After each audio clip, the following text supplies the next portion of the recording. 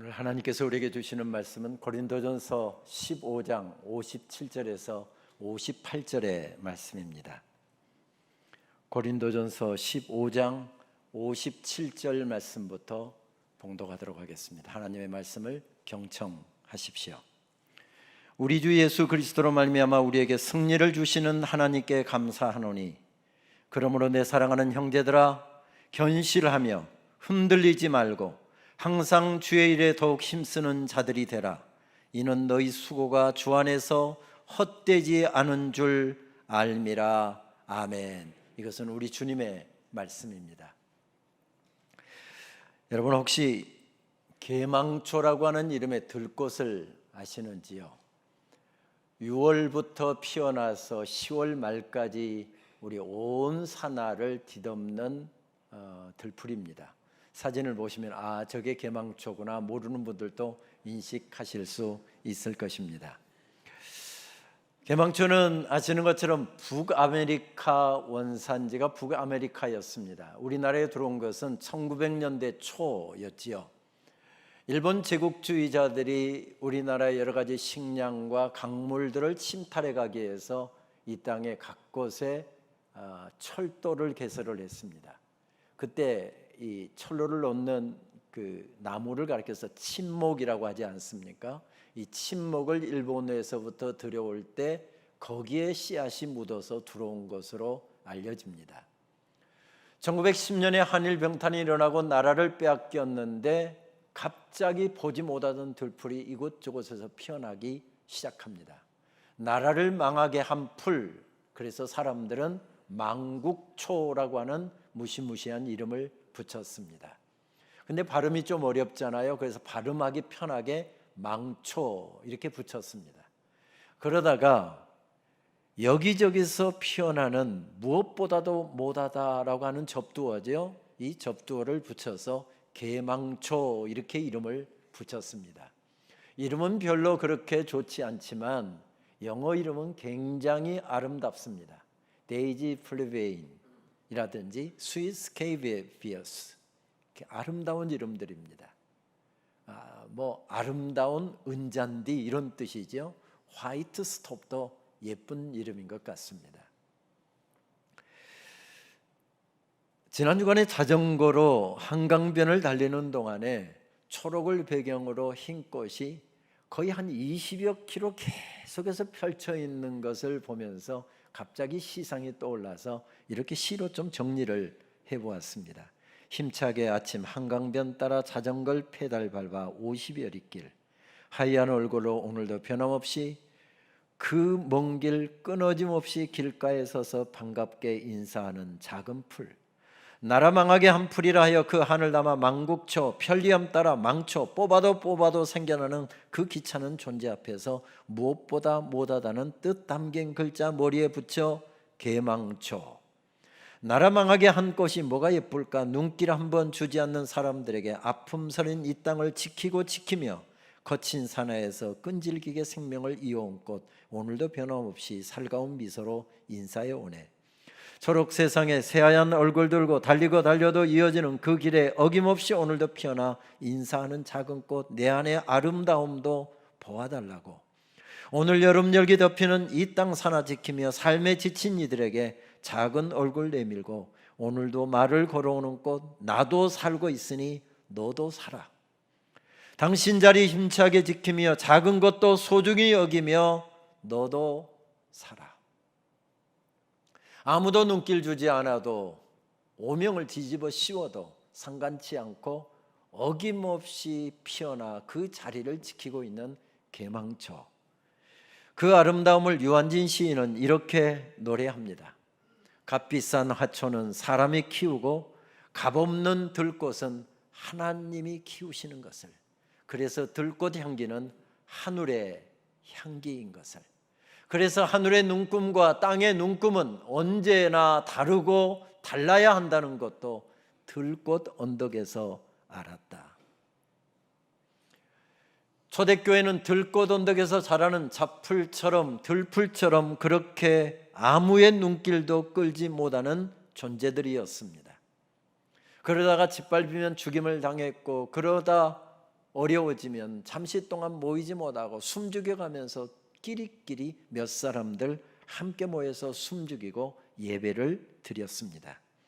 그러나 하나님께서 돌보고 계셨고 하나님께서 은혜를 베풀어 주신 것에 감격하여 행복함이 가득한 교회였습니다.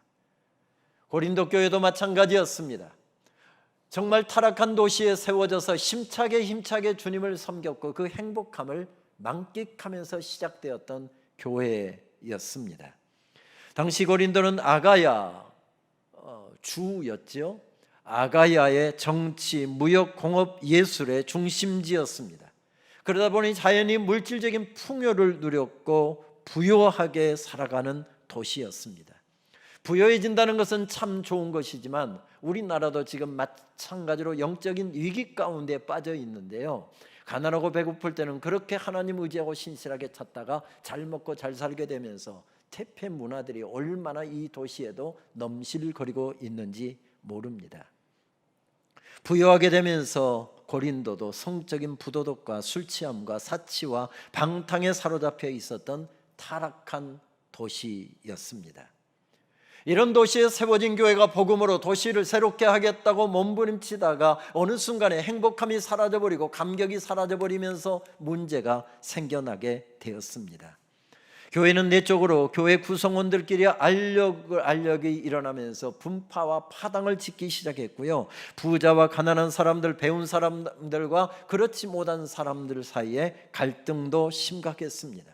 풍성한 은사를 경험했던 교회였기에 성령의 은사가 어느 교회보다도 강력하게 나타났던 교회였지만 그것을 가지고 서로 자기 자랑거리를 삼는 교회이기도 했습니다. 예수 그리스도의 부활에 대해서 혼란이 일어나서 부활을 믿지 못한 사람들도 생겨났고 부활을 왜곡하는 사람들도 생겨났습니다. 부활에 대한 신학적인 혼란도 경험하고 있었던 그런 도시였습니다.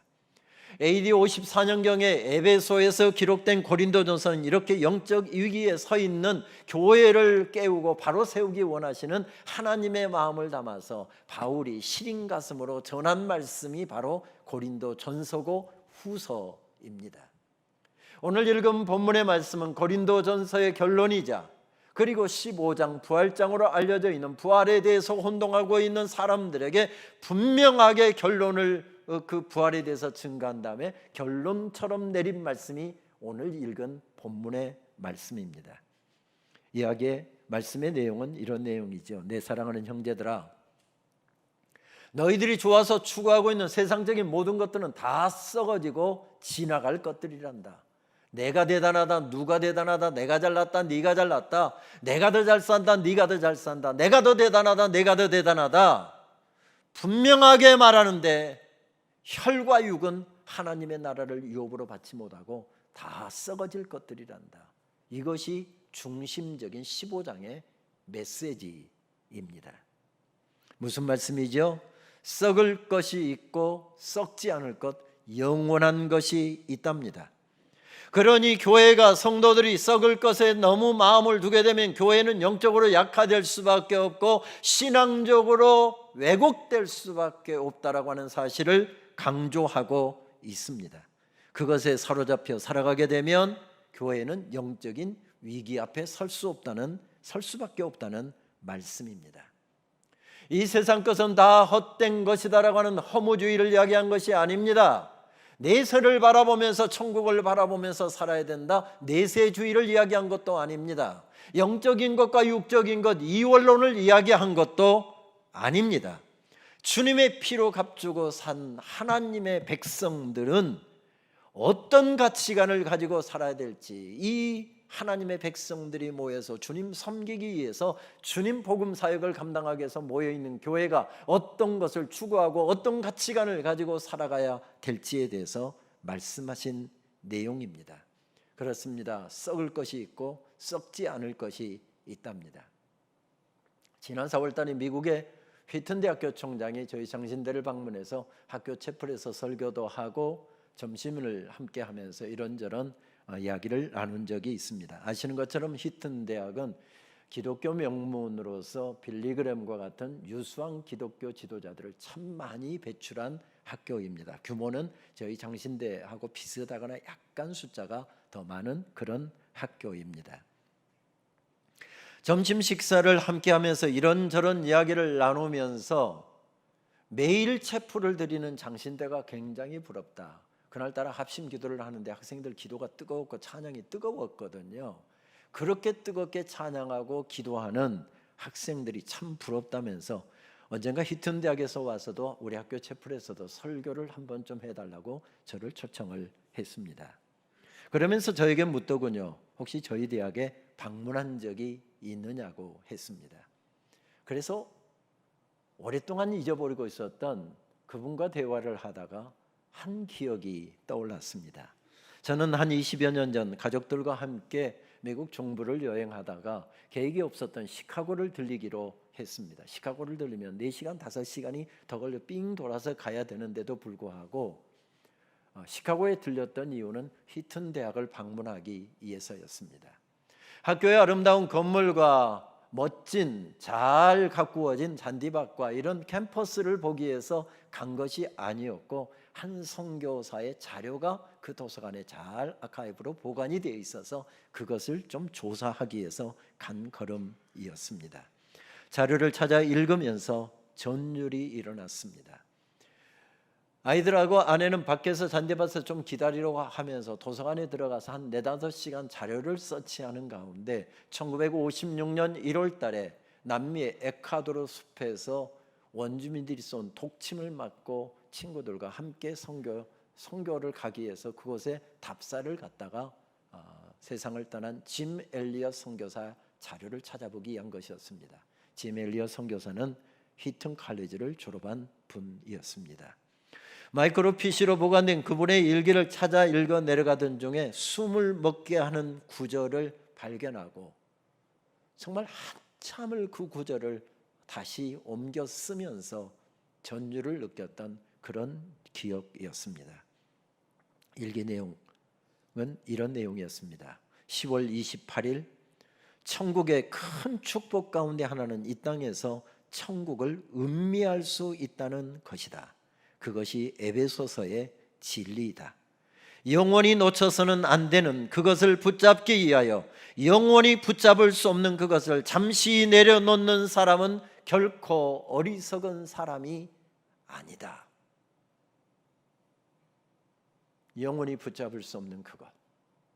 어쩌면 우리가 추구하는 부도, 명예도, 건강도, 이 땅의 모든 것들 살아있는 동안에는 유용하지만 어느 날 세상을 떠나는 날 그걸 우리가 영원히 붙잡을 수 없는 것들이랍니다. 그러나 영원히 놓쳐서는 안 되는 것들이 있답니다. 주님의 미소, 주님의 인정하심, 주님의 칭찬, 주님의 상급, 영원한 천국, 영생의 삶, 우리가 놓쳐서는 안 되는 것들이잖아요. 영원히 붙잡을 수 없는 것들을 영원히 놓쳐서는 안 되는 그것을 붙잡기 위하여 잠시 그것을 내려놓는 사람은 결코 어리석은 사람이 아니랍니다. 그렇습니다. 사도 바울도 한때는 영원히 붙잡을 수 없는 그것에 목숨을 걸고 젊음을 걸고 그렇게 달렸습니다. 좋은 학교 나왔고요, 성공했고요, 좋은 사람들이 부러워할 만한 출세도 했습니다. 그것 때문에 목에 힘도 들어갔고요, 모든 사람들이 부러워하는 소리를 들으면서 의시되기도 했습니다.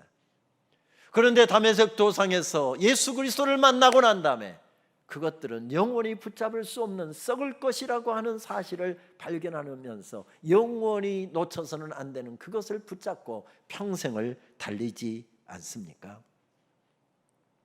고린도 교회도 썩을 것을 붙잡고 시작한 것이 아니라 예수 그리스도의 피 묻은 십자가의 복음, 나 같은 죄인을 살리시고 하나님의 자녀 삼아 주셨다라고 하는 감격으로부터 시작했습니다.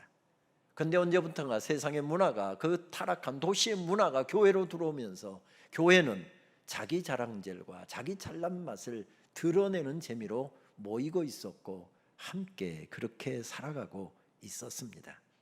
썩을 것과 썩지 않을 것, 그 말씀입니다. 별로 차이가 없어 보입니다. 사람들 눈에는 똑같아 보입니다. 아니, 세상적으로 보면 썩을 것, 영원히 붙잡을 수 없는 것이 더 아름다워 보이고 더 대단한 가치로 다가옵니다. 그래서 사람들은 거기에 더 마음을 두기 쉽습니다. 아니, 둘 수밖에 없습니다. 여러분, 너무 좀 메시지가 무거운 것 같아서 좀 분위기를 좀 바꿔볼까요? 여러분, 국수하고 국시의 차이를 아십니까? 국수는 밀가루로 만들고 국시는 밀가리로 만들었다고 그러죠.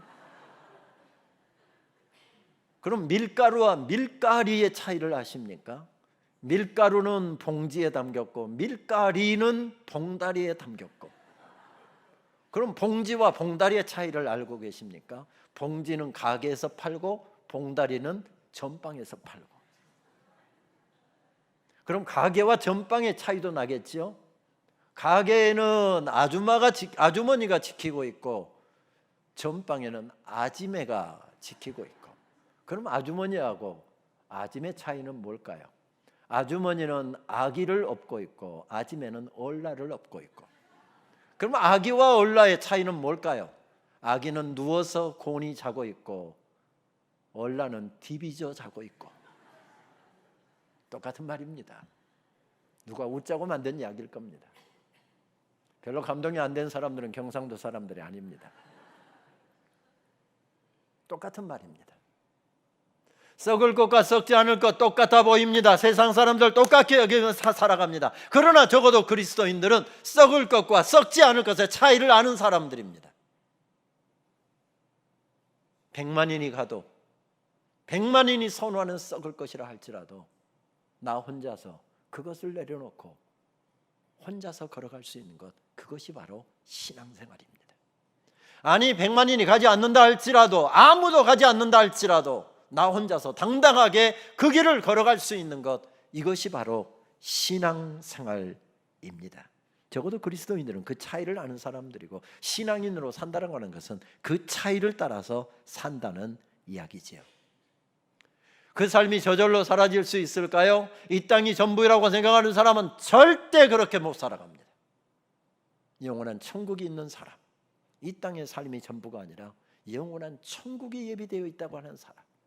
그런데 이 땅에서의 삶이 천년 만년 살아갈 수 있는 것이 아니라 오늘 저녁이라도 하나님께서 부르시면 오늘이 마지막 날이 되는 것입니다. 오늘 예배가 마지막 예배가 되는 것입니다. 원치 않으시겠지만 여러분, 이번 주 예배가 마지막 예배입니다. 다행히 한 분도 아멘을 안 하셔서 참 고맙습니다. 그러나 언젠가는 그 순간이 딱 누구인가는 한 번씩은 옵니다. 근데 그날이 언제인지 아무도 모릅니다. 그래서 성경은 예배를 드릴 때 오늘이 마지막 예배인 것처럼 드려라, 종말론적인 자세를 요구합니다. 오늘 찬양이 마지막 찬양이고 오늘 드리는 기도가 마지막 기도이고, 우리 조장로님 오늘 2부 3부 귀한 기도로 섬겨주셨는데 오늘 장로님 마지막 기도를 드린 것처럼 그렇게 사명을 감당하라는 그런 말씀입니다. 그것이 그들이 승리할 수 있는 비결이었습니다. 아니, 그것만으로 부족합니다. 그래서 오늘 고린도전서 15장 첫 부분 말씀을 보게 되면 성경은 이렇게 시작되면서 새로운 사실 한 가지를 우리들에게 알려줍니다. 형제들아, 내가 너희에게 전한 복음을 너희에게 알게 하노니 이는 너희가 받은 것이요 또 그 가운데 선 것이라. 너희가 만일 헛되이 믿지 아니하였으면 그로 말미암아 구원을 받으리라. 내가 받은 것을 먼저 너희에게 전하였노니 이는 성경대로 그리스도께서 우리 죄를 위하여 죽으시고 장사 지낸 바 되었다가 성경대로 사흘 만에 다시 살아나사 게바에게 보시고 후에 12 제자에게와 그 후에 500의 형제들에게 일시에 보이셨나니. 무엇을 말씀하고 있습니까? 예수 그리스도의 피 묻은 십자가의 복음, 부활의 복음, 다시 말씀드리면 캐리그마를 전하고 있습니다. 그 예수 그리스도의 복음을 통하여 우리가 하나님의 것이 되었다는 말씀이죠. 윤리나 도덕이나 어떤 아름다운 삶을 살아내도록 하는 어떤 삶의 윤리를 이야기한 것이 아니라 우리들의 정체성을 이야기하고 있습니다. 그래야 모범 시민입니다. 그래야 선진국가의 국민들입니다. 이 이야기를 하고 있는 것이 아니라 피 묻은 십자가의 복음을 전하고 있습니다. 그 복음 때문에 우리가 어떠한 존재가 되었는지 우리의 정체성을 알려주고 있습니다. 기독교 예배는 말씀 예전과 성찬 예전을 두 골격을 중심으로 하고 있습니다. 말씀 예전이 뭐 하는 것입니까? 지금 설교가 말씀 예전이죠. 뭐라고 있는 것입니까? 우리의 정체성을 알려주고 하나님의 자녀가 된 사람들이 어떻게 살아야 할지, 하나님께서 이런 삶을 원하십니다 하고 그 사실을 선포하는 것이 설교 예전이라고 한다면, 우리가 받은 은혜가 어떻게 주어졌는지 눈으로 보게 하고 만지게 하고 냄새 맡게 하고 맛보게 하고 그것을 받으면서 감격하게 만들고, 그리고 은혜 받은 자로 살아가도록 우리를 촉구하는 것이 성찬 예전입니다. 오늘 말씀은 그 사실을 확인시켜 주신 다음에 묻고 있습니다. 너 주님의 것이야. 너 주님의 것이 되었는데 너 그거 알고 있지? 그런데 지금 어떤 색깔의 꽃을 피우고 있는데,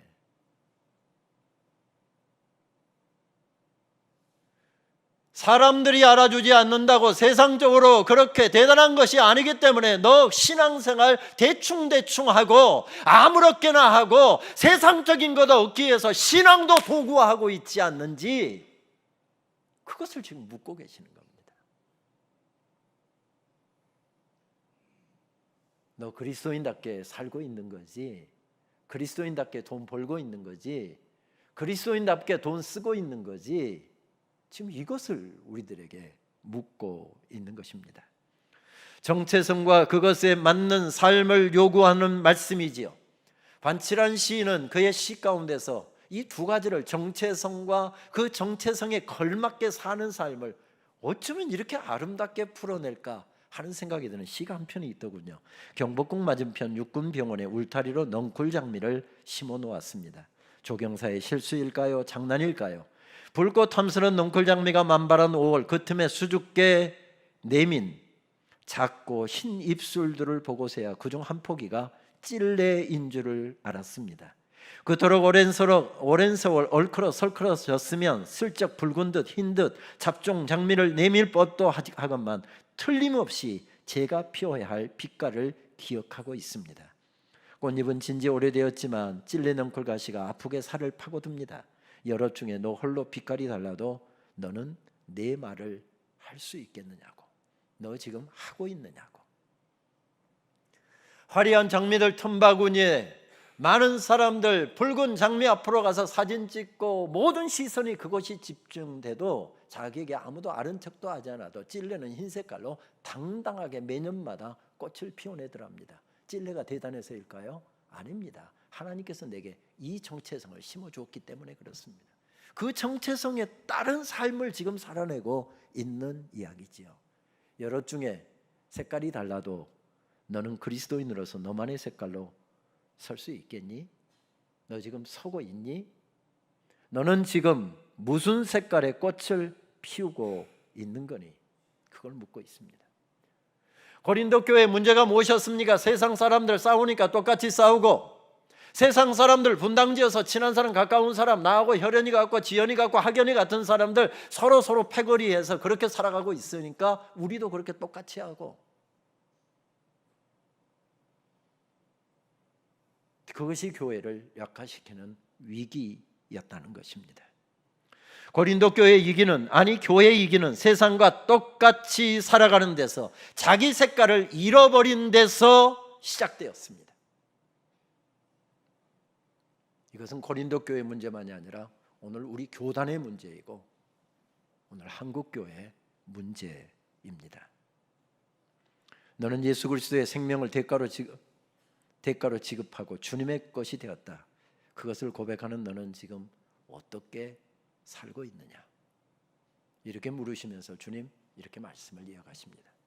그러므로 내 사랑하는 형제들아, 견실하며 흔들리지 말고 항상 주의 일에 더욱 힘쓰는 자들이 되라. 이는 너희 수고가 주 안에서 헛되지 않은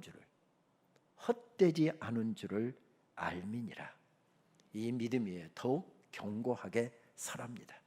흔들리지 말랍니다. 사람들 안 알아주어도 그것에 개념치 말랍니다.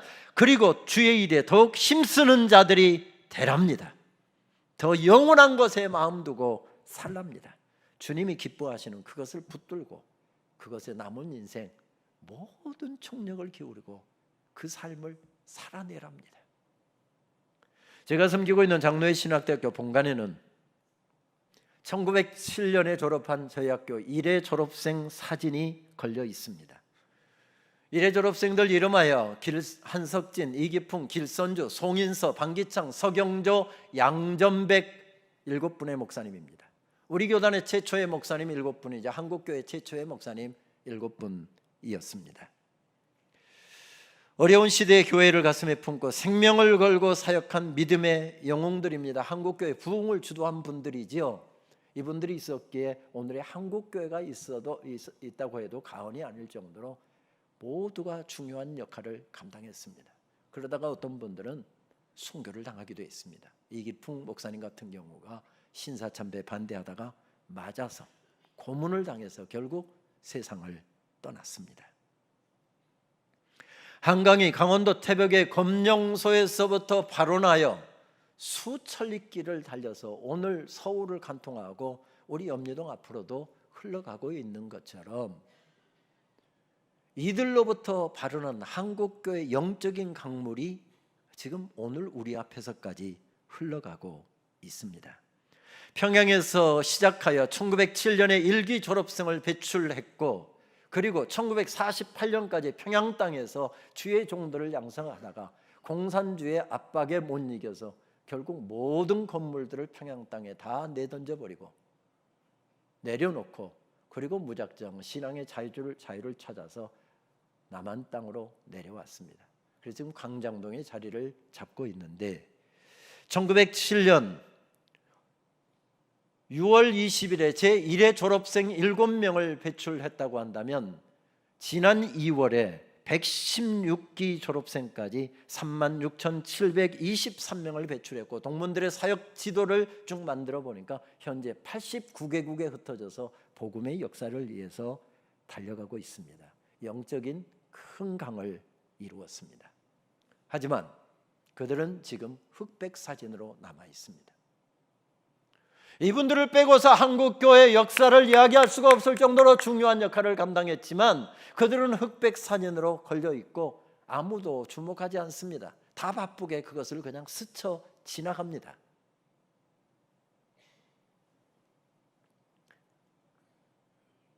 일부 예배 마치고서 우리 목사님 방에 잠시 다시 또 설교를 리뷰를 하면서 눈에 들어오는 우리 염상교회를 섬겼던 8분의 목사님 사진이 걸려 있었습니다.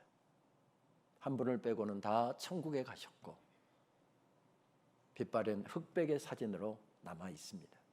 한국교회의 큰 역할을 감당했던 목사님들의 성함도 읽을 수 있었습니다.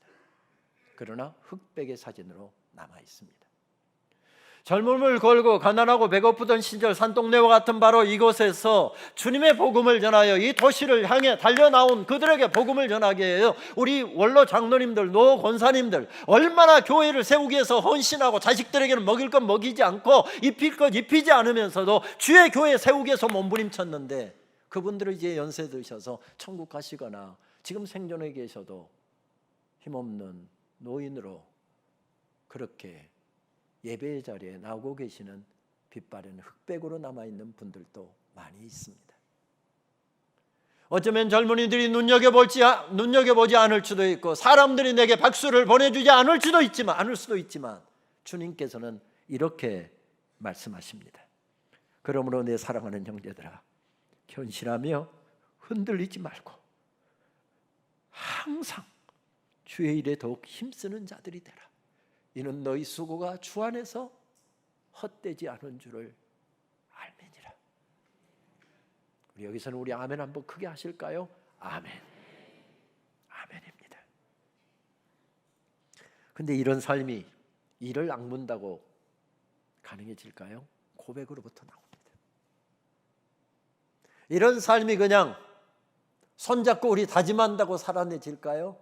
아닙니다. 내일부터 직장에 가서 정말 작두 일을 걷는 것과 같이 그렇게 치열하게 무더위에도 뛰고 달려도 정말 직장에서 서바이브 하기가 어려운 그런 어려운 삶의 자리에서 그리스도인다운 색깔을 드러내기가 어디 그렇게 목사님 생각만큼 단순한 줄 아세요? 전부 다 저를 그렇게 쳐다보시는데 저도 압니다. 저도 압니다. 어떻게 그런 삶을 우리는 가능할까요? 우리 속에 변할 수 없는 고백이 있을 때 가능합니다. 10여 년 전 연초에 학회 참석, LA 한 대학의 목회학 박사과정 집중 강의, 그리고 몇 교회에서의 집회 일정으로 한 달여 일정으로 미국에 머문 적이 있었습니다. 강의 마치고 학교 다녀온다면 주로 조지아주에 있는 애틀란타, 자녀들이 공부하고 있는 애틀란타에서 머물렀는데 어떻게 제가 애틀란타에 온 소식을 알고서 이분 저분들이 저에게 설교 부탁을 해왔습니다. 아시는 것처럼 미국은 땅이 워낙 넓잖아요. 차 렌트하고 고속도로로 3시간, 4시간은 보통이고요. 노스캐롤라이나 랄리에서도 설교해달라고 해서 거기는 8시간을 달려서 설교 30분 하려고 8시간을 달려간 적도 있으니까 차라리 부탁이 안 오면 좋겠다. 그런데 여러분, 그래도 제가 좀 믿음이 있어 보이잖아요.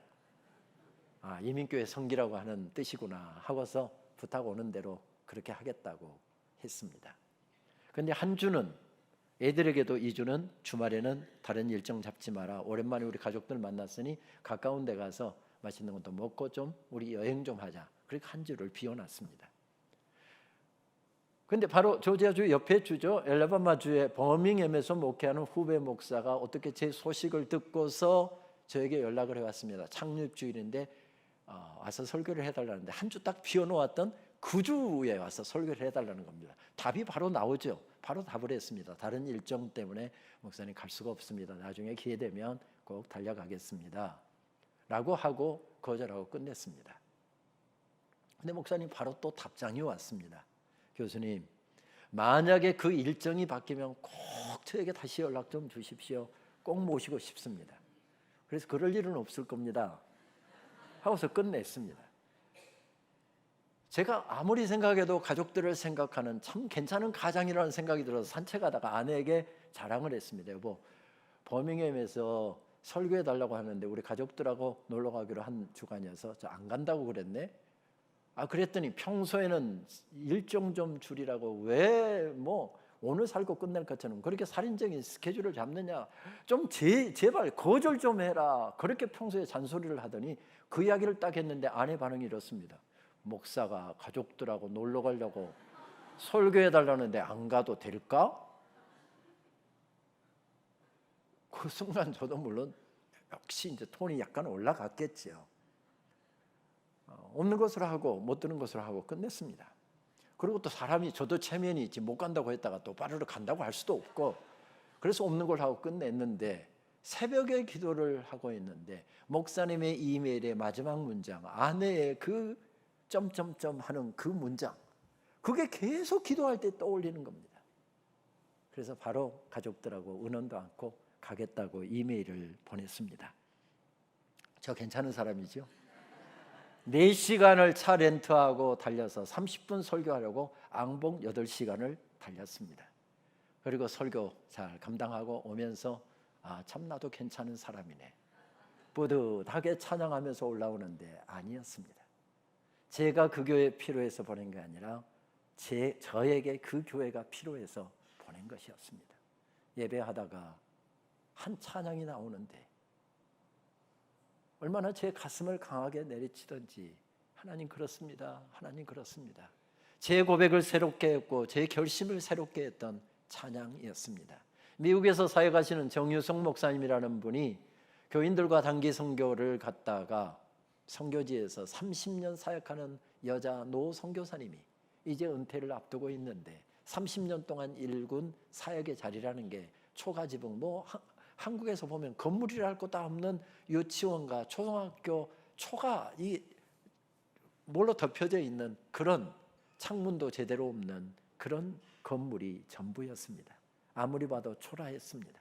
근데 새벽에 묵상하는데 하나님의 마음과 그 여자 선교사님의 마음을 담아서 이 찬양 가사를 주셨고 곡조까지 주셔서 작곡한 찬양이었습니다.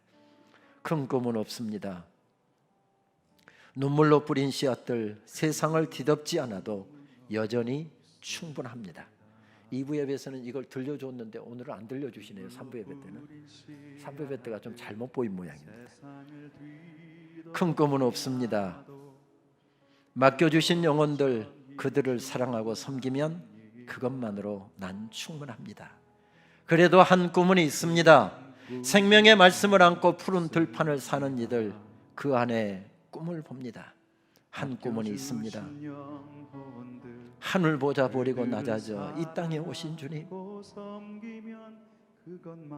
주님만이 나의 꿈이십니다. 주님만이 내 사랑입니다.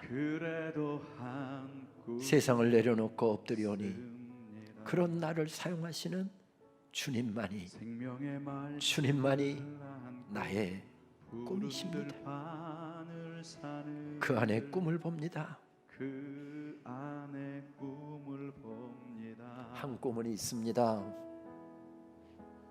한 꿈은 있습니다. 하늘 보자 버리고 낮아져 이 땅에 오신 주님, 하늘 보좌 버리고 낮아져 이 땅에 오신 주님, 주님만이 나의 꿈이십니다. 주님만이 내 사랑입니다. 주님만이 내 사랑입니다. 내 사랑입니다. 세상을 내려놓고 엎드리오니 세상을 내려놓고 엎드리오니 그런 나를 사용하시는 그런 나를 사용하시는 주님만이 나의 꿈이십니다. 주님만이 나의 이 고백이 확실한 사람만 달려갈 수 있는 삶입니다. 살아낼 수 있는 삶입니다. 이 고백에 붙들린 사람만 달려갈 수 있는 길입니다. 우리 영상교회는 지난 역사 동안 참 힘차게 이 길을 달려왔습니다. 그러다가 천국이 좋다고 자꾸 설교하시더니 우리 김 목사님 먼저 천국으로 가셨고, 천국 있다고 우리에게 외치시고, 이 땅의 삶 잠깐 짧은 삶이니 더 잘 살아내야 된다고 외치시고 우리들에게 여전히 말씀하고 있습니다. 그 꿈 부여잡고 우리 남은 인생길도 우리의 정체성에 맞는 꽃들 피워내시면서 그렇게 달려가십시다.